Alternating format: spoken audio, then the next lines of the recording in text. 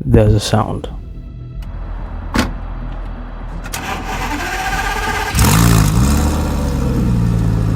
A sound so familiar.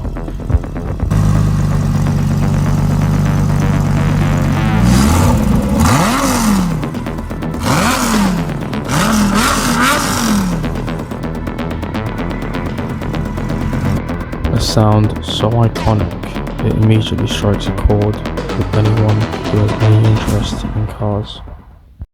This is, of course, the Lamborghini V10.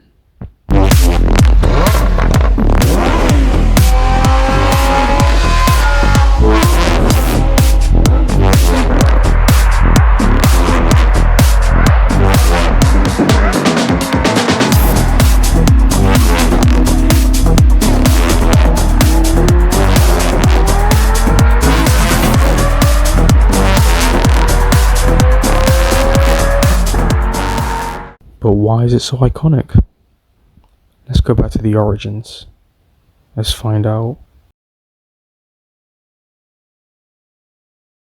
In some way or another, Lamborghini's V10 has been around since the 1980s.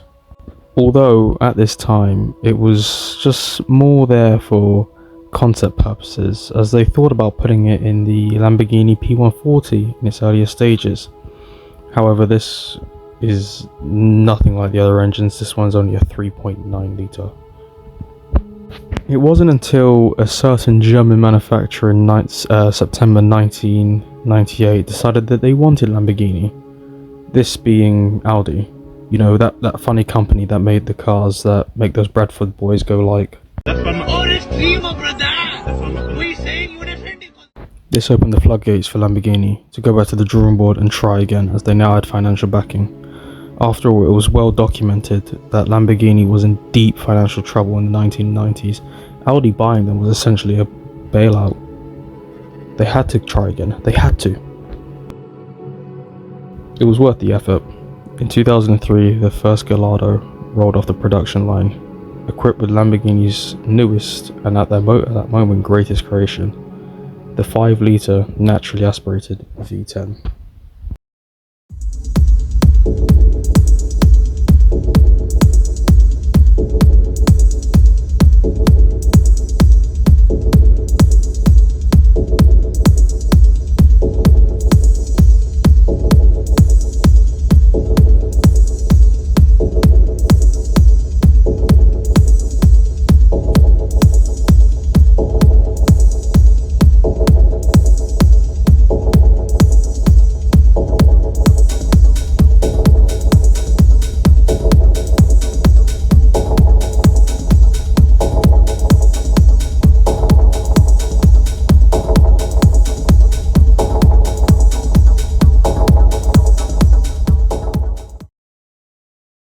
Everything was looking up for the V10. The Gallardo was the car to have.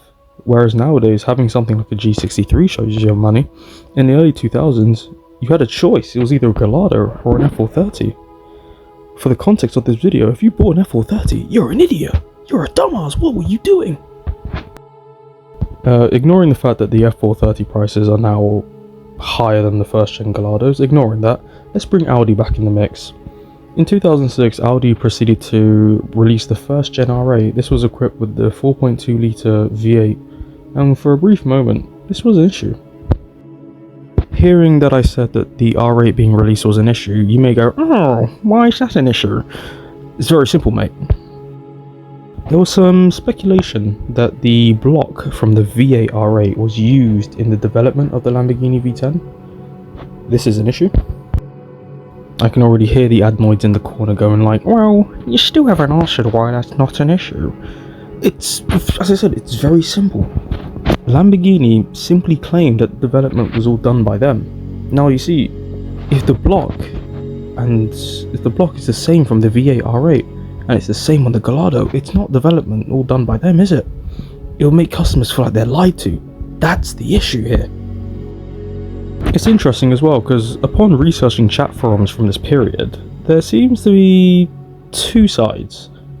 There's a side where people really don't care, and there's the other side where people were livid that such a thing can occur, that a company who owns another company can share parts. Oh no!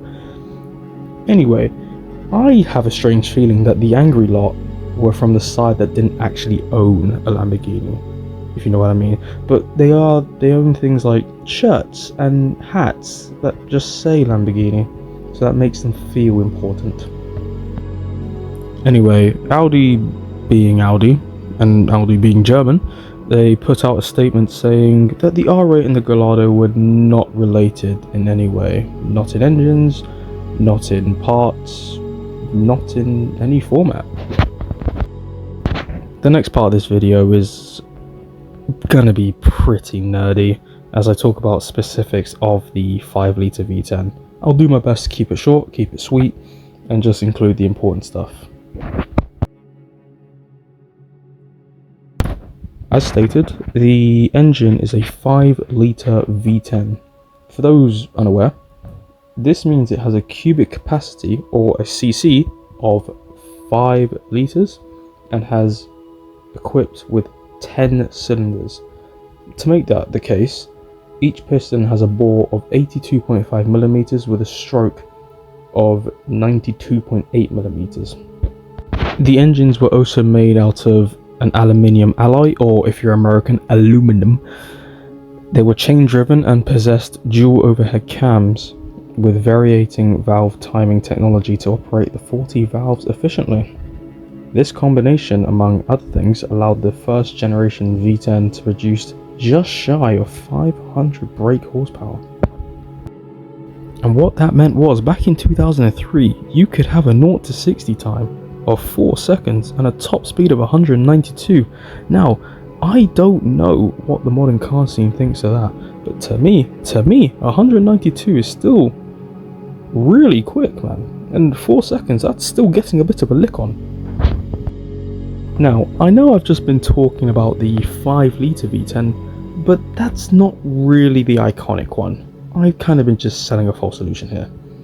The iconic one is actually the 5.2 litre, these being featured in the 2nd generation Gallardos, the Lamborghini Huracans, and another company who makes like very modified Lamborghinis, Ital Design's 01.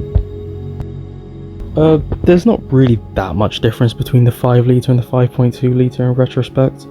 The most notable is that the 5.2 is odd firing, where the 5-litre was even firing.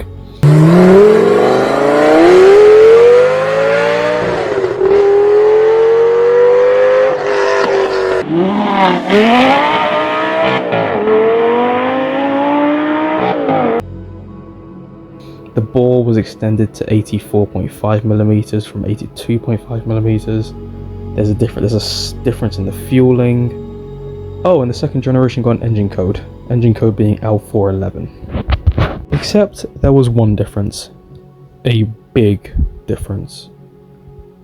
A difference that made Lamborghinis suddenly turn up at events like Texas 2K and do well in them. The 5.2 litre loves a bit of turbocharging.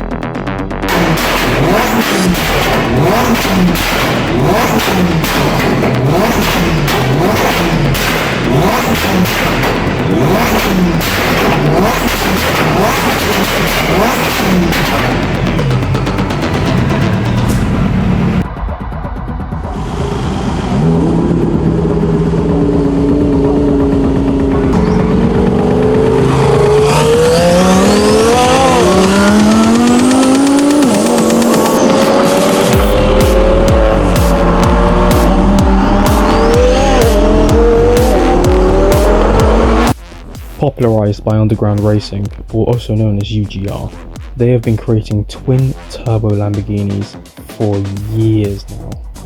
I mean, the 5-litre tolerated boost well, but the 5.2 was just the daddy. It just couldn't stand on the same level as the 5-litre. The standard 5.2 would make about 600 horsepower. If my car made 600 horsepower, I'd be a happy bunny, trust me. But some people are lunatics. So some people pick up their phones, dial the number for UGR and go, yes, I'd like a twin turbo kit, and then get surprised when they see that their car is now producing 1,200 horsepower, 1,300 horsepower, 1,400, 1,500. There's a guy out there who's pushed his engine to the max who has a 2,200 horsepower Lamborghini Huracan right now. I don't understand the madness, but I applaud it either way. And this is partly why I think the Lamborghini V10 is so iconic. It has a way with all car enthusiasts. If you're a purist, in its standard form, it's an incredible engine that revs well, has a smooth delivery, but still does enough to keep you fully awake and fully alert. If you're a tuner, it can build ridiculous amounts of power with the addition of 2 turbos and supporting modifications. And if you're just into your cosmetic, well, the V10 has a place in cars that feature a wild range of aftermarket supports.